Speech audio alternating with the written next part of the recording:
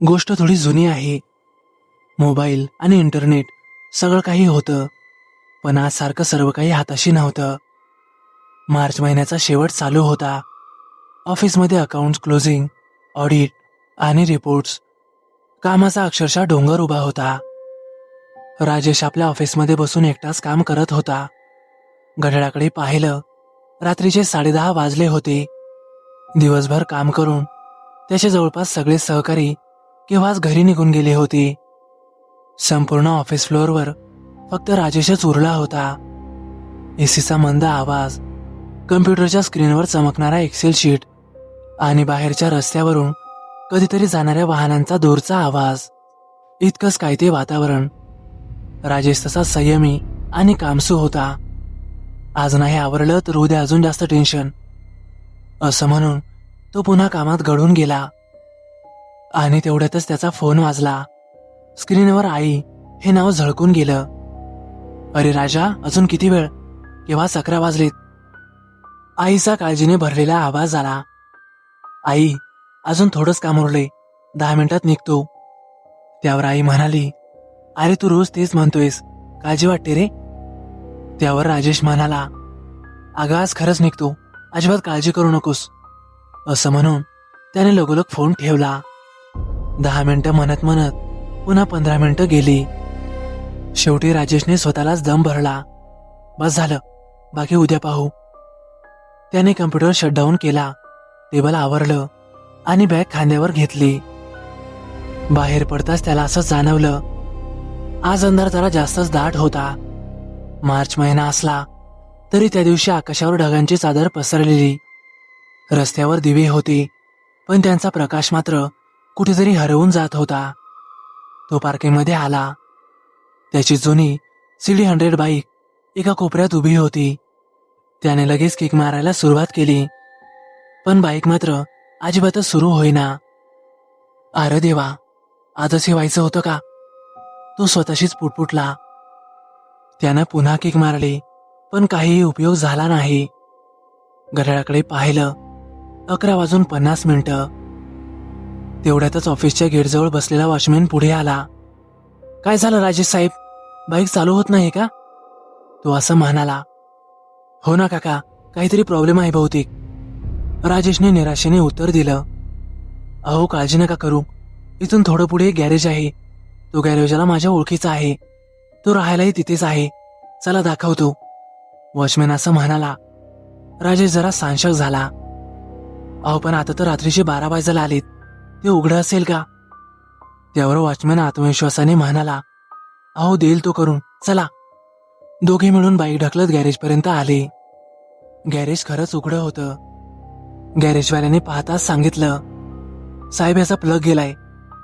5-10 मिनिटातच plug बदलून bike लगेच सुरू झाली.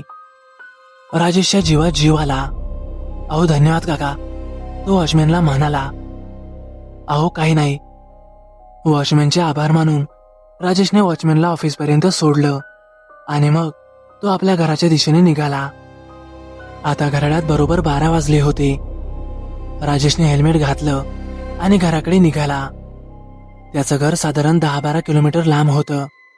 सुरुवातीचा रस्ता थोडा वर्दळीचा, पण काही वेळातच तो मुख्य रस्ता सोडून एका आडवाटेवर आला. तो रस्ता पूर्णपणे सुनसान होता. दोन्ही बाजूंना झाडांची दाटी, मध्ये अरुंद डांबरी रस्ता. तो रस्ता पूर्णपणे सुनसान होता. दोन्ही बाजूंना झाडांची दाटी, मध्ये अरुंद डांबरी रस्ता. एखादा दुसरा रस्त्याचा दिवा, पण त्याचा प्रकाशही झाडांच्या सावल्यांमध्ये गिळला जात होता. बाईकचा आवाज आणि स्वतःचा श्वास याशिवाय काहीही ऐकू येत नव्हतं. राजेश अर्ध्या अंतरावर आला असेल, तेवढ्यातच अचानक त्याने ब्रेक दाबला, कारण रस्त्याच्या कडेला एक माणूस उभा होता. मध्यरात्र, सुनसान रस्ता आणि अचानक दिसलेली मानवी आकृती. राजेशच्या अंगावर सरसरून काटा आला. त्या माणसाने हात वर करून गाडी थांबवण्याचा इशारा केला. बापरे, एवढ्या रात्री हा कोण? राजेशच्या मनात विचार आला. त्याने स्पीड थोडा कमी केला, पण पूर्ण थांबला नाही.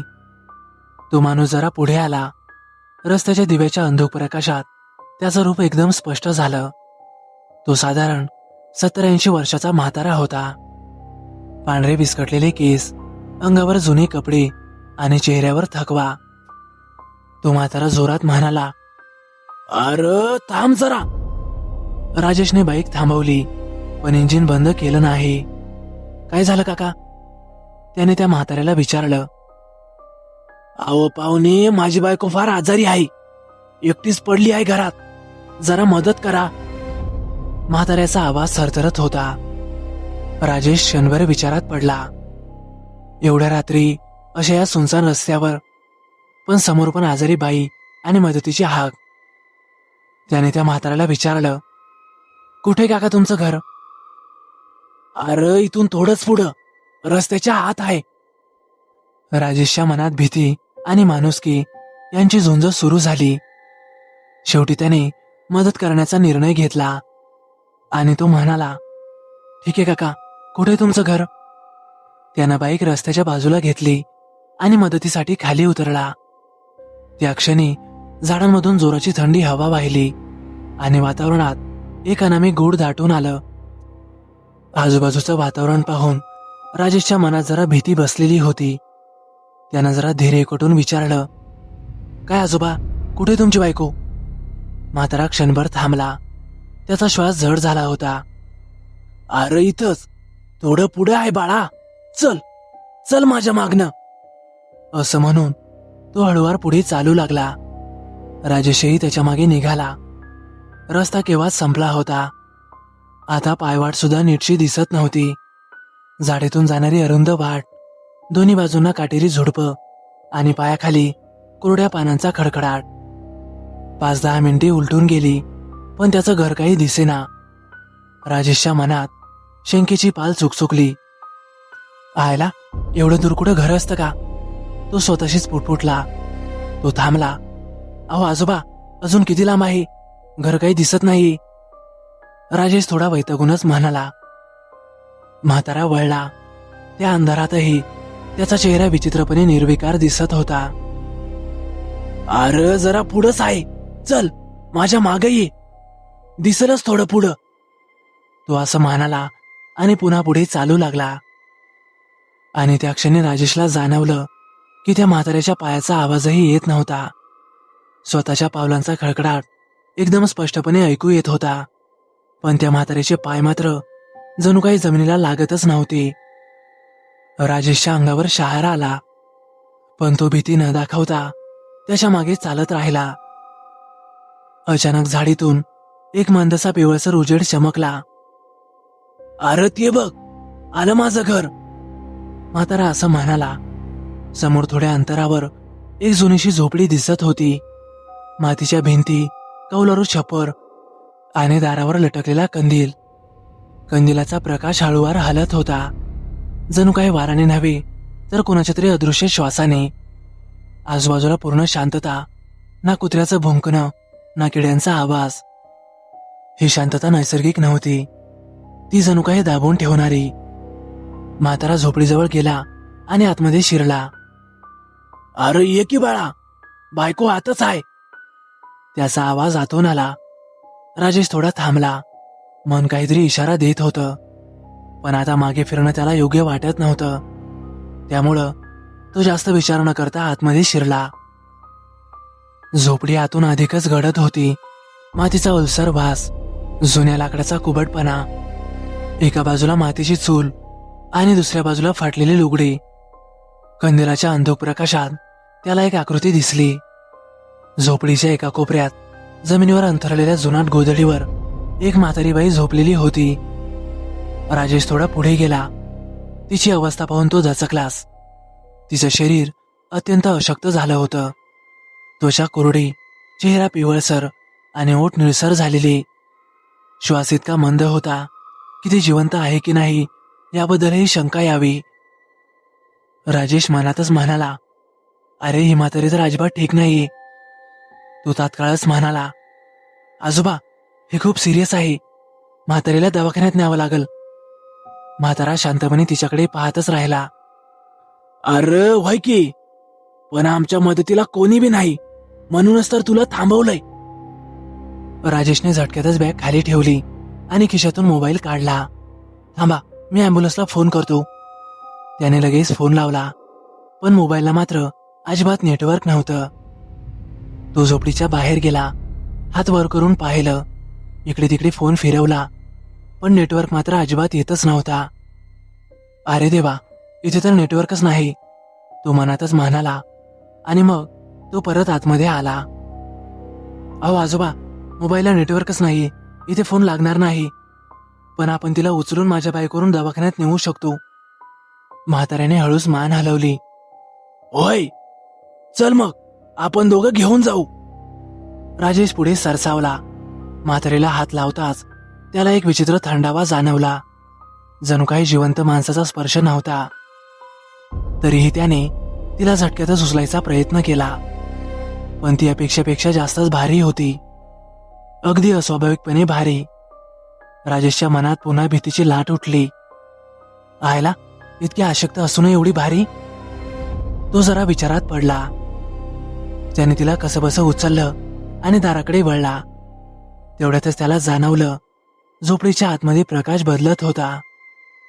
त्या कंदिलाचा उजेड आता अधिकच फिकट होत चालला होता आणि अचानकच म्हाताऱ्याचा आवाज त्याच्या कानावर पडला. अरे पोरा, तिला दवाखान्याची गरज नाही. राजेश थबकला. अरे तिला दवाखान्याची गरज नाही. राजेश थबकला. काय? तो वळून पाहू लागला. म्हातारा आता त्याच्या अगदी मागे उभा होता. त्याचे ते डोळे आता पूर्णपणे काळे होते. त्यात माणुसकीचा लवलेशही उरला नव्हता. अरे आम्ही इथंच राहतो, खूप वर्ष झाली. त्याचा तो आवाज घुमला. राजेशच्या हातातून म्हातारी जवळजवळ निसटलीच. त्याच्या मेंदूत एकच विचार घुमत होता की मी इथे आलोच कसा. झोपडीच्या भिंतीवर हलक्या सावल्या हलू लागल्या. कंदिलाची ज्योत हळूवार फडफडू लागली. बाहेर वारा सुटला, पण झोपडीच्या आत मात्र थंडी अधिकच दाटली. तिला दवाखान्याची गरज नाही, असा त्या आजोबांचा आवाज आता अजिबात मानवी वाटत नव्हता. त्यात माणसाच्या श्वासाऐवजी जणू एखाद्या खोलविहिरीतून येणारी प्रतिध्वनी होती. राजेश हळूहळू वळला. समोर उभा असलेला आजोबा, तो आता तसा नव्हता. त्याची पाठ वाकडी झालेली, मान जरा जास्तच वळलेली आणि ते डोळे पूर्णपणे काळे झालेले. पापण्या न हालता न चुकता ते राजेशकडेच रोखलेली. झोपडीच्या भिंतीवर कंदिलाच्या प्रकाशात सावल्या हलू लागल्या, पण त्या सावल्या मात्र आजोबांच्या हालचालीशी जुळत नव्हत्या. जणू भिंतीवर वेगळंच काहीतरी हालचाल करत होतं. राजेशच्या घशाला कोरड पडली. आजोबा, काय बोलताय तुम्ही? तो अडखळतच म्हणाला. तेवढ्यातच त्याच्या हातातली म्हातारी हलली. नाही, हल्ली नाही, ती जणू काही सरकत होती. हळूहळू अंगठ्याच्या टोकाने जमिनीवर ओढ घेत होती. राजेशने खाली पाहिलं. आजीचे डोळे उघडे होते, पण ते डोळे आता माणसाचे नव्हते. ते एकदम लाल जरद आणि रिकामे होते. आत अजिबात बुबुळं नव्हती. जणू काही डोळ्याच्या पोकळ्या आतपर्यंत खोल गेलेल्या आणि तिचे ओठ हालत होते. भूक भूक, मला भूक लागलीये. एक कुजबूज, पण आवाज तिचा नव्हता. राजेश दचकूनच मागे सरकला. त्याचा पाय मातीच्या जमिनीवर घसरला. तो पडता पडता वाचला. काय आहे? तो मोठ्यानं ओरडला. तो म्हातारा हसला. ते हसणं अजिबात सामान्य नव्हतं. आणि मग तो म्हणाला, अरे ती खूप दिवसापासून भुकेली आहे. मी फक्त वाट दाखवतो, तिला रक्ताची तहान लागली. राजेशच्या मेंदूत काहीतरी तुटलं. तो दाराकडे धावला, पण दार आता तिथे नव्हतं. जिथे दार असायला हवं होतं तिथे आता फक्त मातीची एक भिंत होती, ओलसर, थंड, जणू काही श्वास घेत होती. राजेशने भिंतीवर हात मारला. आयला, दार कुठे गेलं? त्याचा आवाज झोपडीत घुमून परत आला, पण आता मात्र वेगळ्या स्वरात. तेवढ्यातच कंदिलाची ज्योत लांब झाली.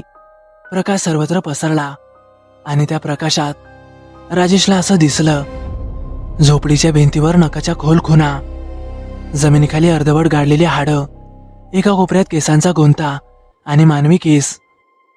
ती झोपडी घर नव्हती, ती फक्त एक पिंजरा होती. ती म्हातारी आता पुढे उभी राहिली. तिचं शरीर एकदम ताठ झालेलं, वयाचा भार नाहीसा झालेला. मान जरा मागे वळली आणि आडं तडतड वाजली.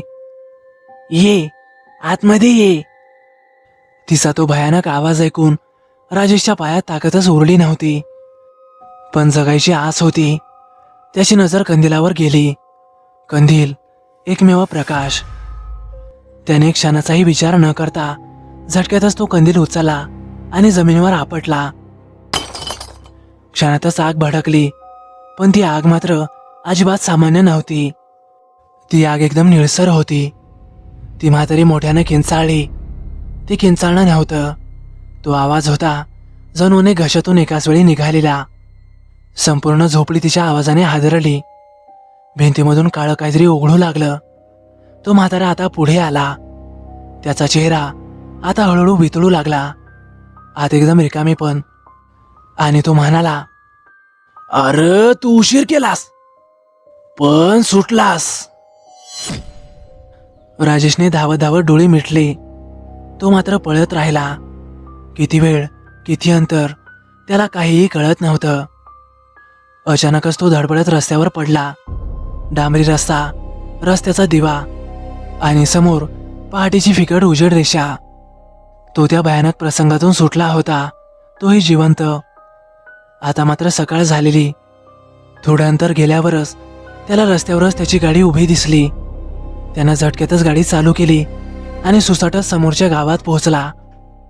त्याचं संपूर्ण अंग घामाने भिजलेलं. त्याची घाबरलेली अवस्था पाहून चावडीवर बसलेले काही लोक त्याला म्हणाले, अरे राजेश, काय झालं तुला? त्याने घडलेला सर्व प्रसंग त्यांना सांगितला. त्यावर ते म्हणाले, अरे समोरच्या जंगलात काही वर्षांपूर्वी एक म्हातारी राहत असत. पण एके रात्री अचानक त्यांच्या झोपडीला आग लागली आणि त्यांची संपूर्ण झोपडी तिथेच जळून खाक झाली. त्यांची मुलं शहरात राहत असत, पण ते मात्र त्यांना पाहायलाही आले नाहीत. त्यांचे अंत्यसंस्कारही आम्हीच केले. त्यामुळे बहुतेक त्यांचा आत्मा अजूनही मुक्त झालेला नाही. अनेक लोकांना ते दिसतात, लोकांना ते घाबरवतात, पण त्यांना मात्र अजिबात इजा करत नाहीत. राजेश त्यावर काहीही बोलला नाही. तो तसाच घाबरून घरी गेला. आईने झटक्यातच दार उघडलं. राजेश घरी का आला नाही म्हणून ती रात्रभर रडू लागली. राजेशचा चेहरा पाहताच ती प्रचंड घाबरली. तिने राजेशला मिठी मारली. अरे काय झालं तुला, चेहरा असा का? तिने राजेशला विचारलं. राजेश आरशासमोर उभा राहिला. त्याने स्वतःकडे पाहिलं. त्याच्या मानेला नखांच्या काही खुणा होत्या. त्यानं घडलेला प्रसंग घरी सांगितला. त्यावर आई आणि बाबा दोघेही स्तब्ध झाले. आईने देवपाटातला अंगार आणून त्याच्या कपाळावर लावला आणि त्यानंतर रात्री पुन्हा उशिरा कधीही येऊ नकोस असं त्याला बजावून सांगितलं. त्यानंतर मात्र राजेश पुन्हा कधीही रात्रीचा उशिरा आला नाही. जर उशीर झालास तर तो रात्रभर ऑफिसमध्येच थांबत असे. तर मित्रांनो, कसा वाटला तुम्हाला अनुभव? आवडल्यास नक्की लाईक करा, कमेंट करायला विसरू नका.